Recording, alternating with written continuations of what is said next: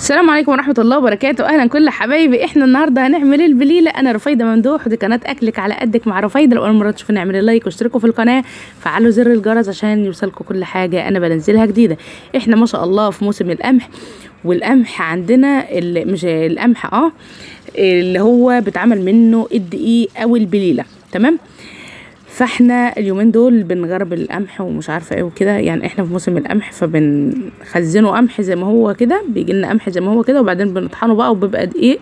بنعمل بقى منه قرص الكماجي اللي انتوا كنتوا شايفينه على القناه، بنعمل منه بيتزات، بنعمل منه اي حاجه.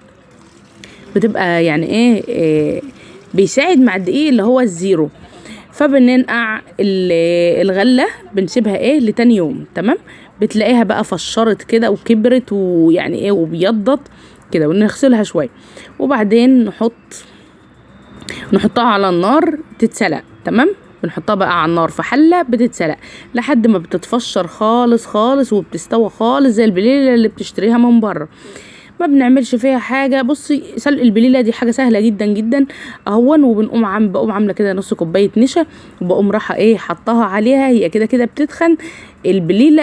الماده النشويه اللي في قلب الدقيق بتنزل في الميه، بتتخن الميه.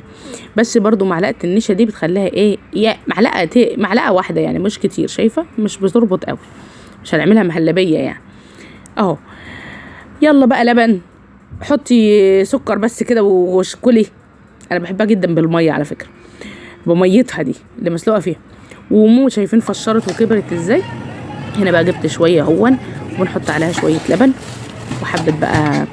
حبه مكسرات كده حلوين اهون، جميله جدا.